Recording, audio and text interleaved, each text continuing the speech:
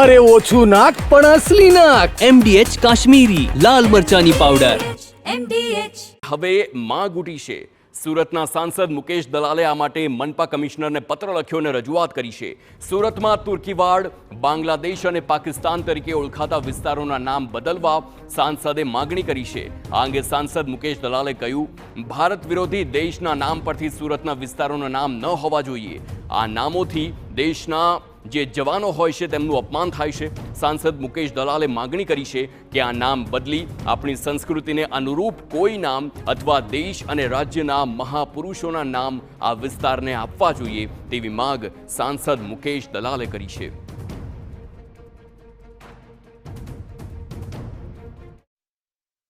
ચોવીસ લોકસભાના સાંસદ મુકેશ દલાલે આજરોજ સુરત મહાનગરપાલિકાના મ્યુનિસિપલ કમિશનરને એક પત્ર લખ્યો છે, જેમાં સુરત શહેરના ઘણા નામોને લઈને તેઓએ દુઃખ વ્યક્ત કર્યું છે અને ઝડપથી આ નામો બદલવામાં આવે તેવી માંગ કરી છે. હાલ આપણી સાથે સાંસદ મુકેશ દલાલ છે. સાહેબ, તમારા દ્વારા એક પત્ર લખવામાં આવ્યો છે, શું એમાં વિગતો હકીકતો છે? વર્ષોથી સુરત શહેરમાં કેટલાક નામો ચાલી આવેલા હતા અને એક પ્રકારે તમે જુઓ તો જે તે સમયે કટ્ટરવાદી સાંપ્રદાયિક પરિબળોએ એ નામકરણ કરવામાં આવ્યું હતું.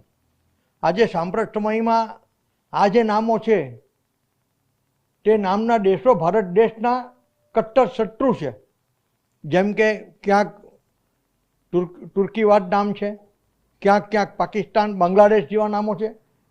તો આ દેશો ભારત દેશના કટ્ટર દુશ્મન દેશો છે.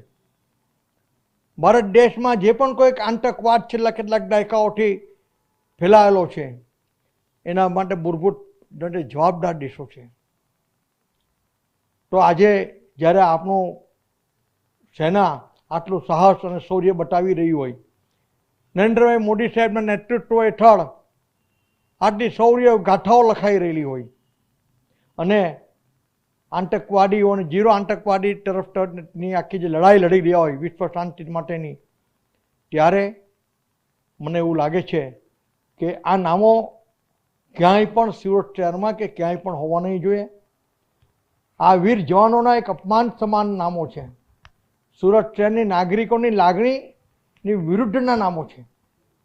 તો મારી આથી કન્સર્ન ઓથોરિટીને મેં પત્ર લખીને જણાવ્યું છે કે આ નામો ને ફેરબદલવાની કાર્યવાહી ઝડપથી કરીને આ નામો જ્યાં જ્યાં પણ હોય કે આ પ્રકારના બીજા અન્ય નામો હોય કે જે દેશો ભારતના શત્રુ સમાન દેશો હોય તે નામો તાકીદે બદલી નાખવા જોઈએ એવું મારું સ્પષ્ટ માનવું છે. સાહેબ, આ જે નામો છે તે બદલીને કયા નામો રાખવા જોઈએ? કોઈ પણ રાષ્ટ્રવાદી પ્રવૃત્તિઓ જોડે રાષ્ટ્રના મહાપુરુષો, રાજ્યના મહાપુરુષો, શહીદોના નામો હોવા જોઈએ. અથવા જે તે વિસ્તારમાં કોઈક હોનહાર સામાજિક કાર્યકર્તા થઈ ગયા હોય કે સાંસ્કૃતિક હરોહર હોય જે તે વિસ્તારમાં, એ પછી નામો જે આપણે આપવાની જે પદ્ધતિ છે તે પ્રમાણે નામો લખવા જોઈએ. મારી કોઈ સ્પેસિફિક નામો માટે ભલામણ નથી, પણ આ વ્યાખ્યાયિતના નામોમાં કોઈ પણ નામો હોઈ શકે. કેટલો ભરોસો મહાનગરપાલિકા પર? ચોક્કસ કરશે. કોર્પોરેશન છે, કોર્પોરેશન આ દિશામાં ચોક્કસ કાર્યવાહી. લોકોની માંગણી ઉઠી છે. કેટલાક સમયથી હું વર્તમાનપત્રમાં પણ વાંચી રહ્યો છું. સામાજિક નેતાઓ લખે છે, સામાજિક સંગઠનો લખે છે, જ્ઞાતિના સંગઠનો લખે છે. ત્યારે આ દિશામાં કાર્યવાહી તો ચોક્કસ કરવી જ જોઈએ એવું મારું સ્પષ્ટ માનવું છે. જે બિલકુલ તો હતા સુરતના સાંસદ મુકેશ દલાલ. તેઓ દ્વારા જે એસએમસીને પત્ર લખવામાં આવ્યો છે અને જે આ તુર્કીવાડ છે, પાકિસ્તાન છે, બાંગ્લાદેશથી જે એરિયાઓ ઓળખાય છે સુરતના, તેઓ નામ બદલવા જોઈએ અને રાષ્ટ્રવાદથી આ એરિયાઓ ઓળખાવા જોઈએ તેઓની માંગ છે. તેઓએ વિશ્વાસ પણ વ્યક્ત કર્યો છે કે સુરત મહાનગરપાલિકા ચોક્કસ આ તેઓની રજૂઆત પર ધ્યાન આપશે અને ઝડપથી નામ બદલ કરશે. કેમેરામેન સંજય સાથે મેહુલ ભોકળવા, TV9 સુરત. MDH ચણા મસાલા.